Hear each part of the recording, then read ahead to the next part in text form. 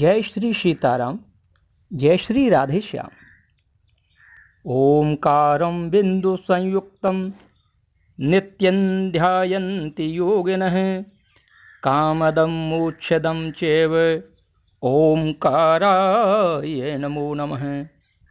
आज मैं सदाशिव भगवान शंकर जी के चरणों में प्रणाम करते हुए आपके सामने एक नई चर्चा करने के लिए जा रहा हूँ, जिसकी वजह से आप हमेशा भयभीत हो जाते हैं। कभी भी किसी कार्य को करने के लिए चलते हैं, मैं उसी की चर्चा कर रहा हूँ। सबसे बड़ा भय हो जाता है, आप किसी नए कार्य को करने के लिए जा रहे हैं, आपको किसी ने बता दिया कि आज तो पंचक हैं।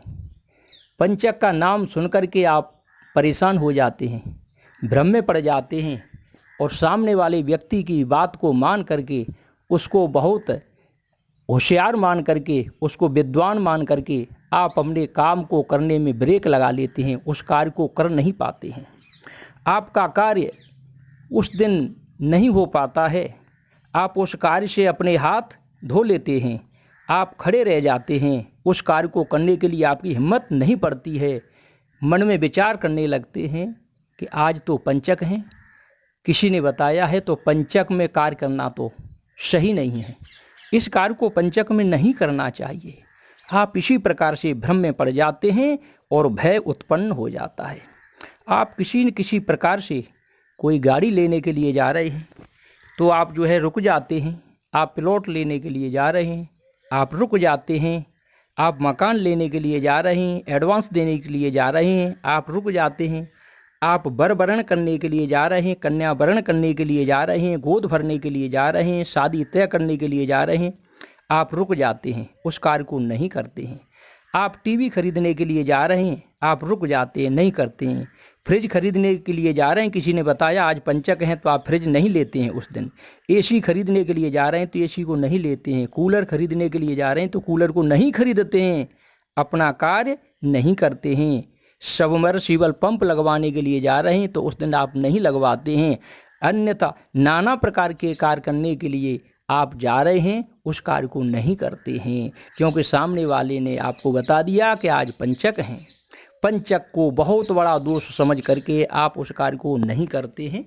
आप परेशान होने लगते हैं, भयभीत हो जाते हैं। तो ये क्या है, इसकी सच्चाई क्या है? आपको नहीं रुकना चाहिए, उस कार्य को अवश्य करना चाहिए। शुभ कार्य करने में पंचक का दोष नहीं होता है। मैं आपको बताता हूँ कि कौन कौन से कार्य पंचक में वर्जित होते हैं। जिन कामों को नहीं करना चाहिए, सिर्फ उन्हीं कामों पे आपको विचार करना है।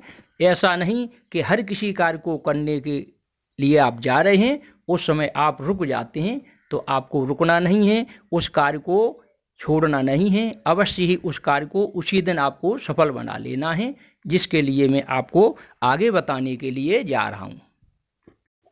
भले ही उस दिन कितना भी अच्छा योग क्यों नहीं बना रहे, आप उस दिन सर्वार्थ सिद्ध योग होते हुए भी उस कार्य को नहीं करते।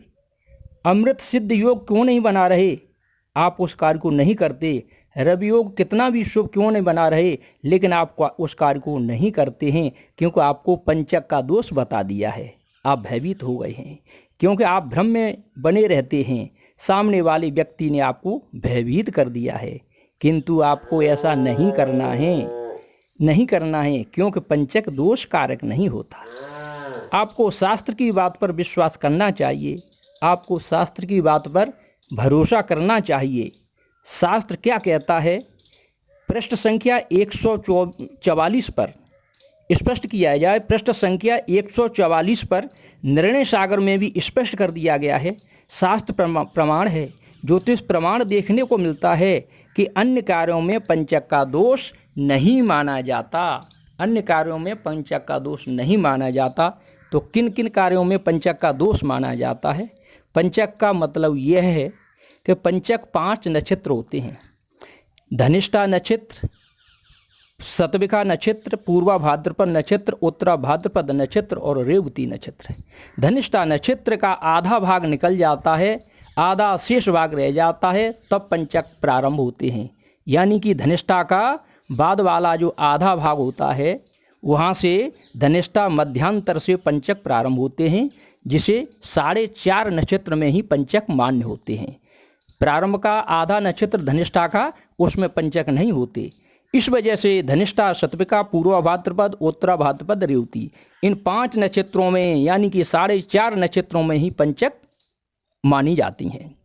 और 4.5 नक्षत्रों में पंचक मानी जाती हैं, तो पंचक को माने के ये 5 नक्षत्र हैं। इसी प्रकार से पंचक को 5 ही कार्यों में वर्जित लिया गया है। 5 कार्य में वर्जित है, अन्य कार्यों में आप अवश्य ही पंचक का दोष बिल्कुल नहीं माने, क्योंकि पंचक का दोष नहीं होता है। मैं आपको बताता हूँ कि पंचक का जो दोष है वह मृतदाह कर्म है। कभी कोई व्यक्ति मर जाता है, उसका दाह संस्कार करना पंचक में वर्जित होता है, किंतु आवश्यकता हेतु करना भी पड़ता है, तो पुत्तलदाह करके किया जाता है, जिससे पंचक का दोष मान्य नहीं होता। किसी व्यक्ति की मृत्यु हो जाती है और उसके बाद में उसका संस्कार होता है, बाल काटने होते हैं, बाल काटे जाते हैं, तो उसको भी पंचक में नहीं करना चाहिए।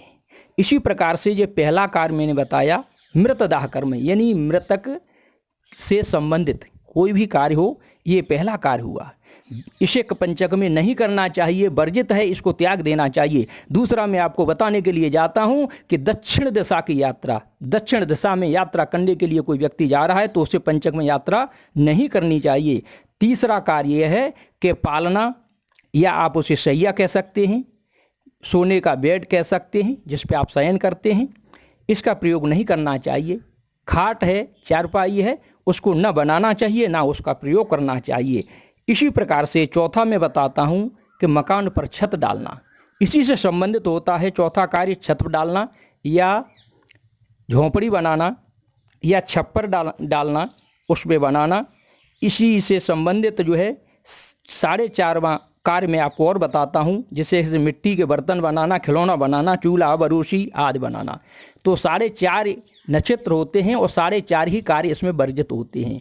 आप मानते हैं कि पंचक 5 नक्षत्रों में होती हैं, तो 5 कार्य आप वर्जित मान लें, हालांकि इसमें 4.5 नक्षत्र ही होते हैं। इसी प्रकार से 4.5 ही कार्य इसमें वर्जित होते हैं। इसके बाद में इन्हीं पंचक को बाण कहा जाता है।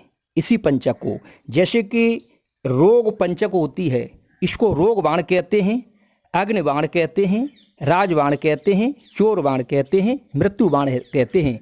इसी प्रकार से यहाँ 5 प्रकार के बाण के रूप में कहा जाता है।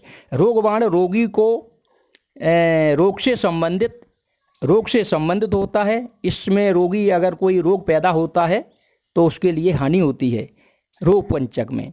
और अग्नि पंचक होता है, किसी ने झोंपड़ी बनाई तो उसमें अग्नि लगने का भय बना रहता है।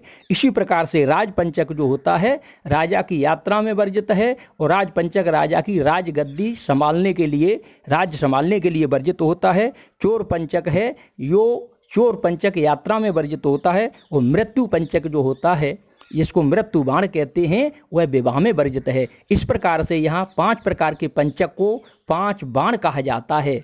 और यह मृत्यु बाण विशेषकर जो है बुधवार को निषेध माना जाता है। विवाह में मृत्यु पंचक बुधवार को ही निषेध माना जाता है, क्योंकि यह सर्वत्र वर्जनीय है।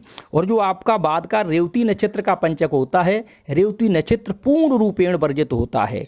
इसमें कोई शुभ कार्य नहीं करना चाहिए। जो कि मैंने आपको बताए हैं उन कार्यों को आप कर सकते हैं, और जिन कार्यों को मैंने निषेध बताया है उन कार्यों को आप नहीं करें। यही पंचक का विशेष महत्व होता है।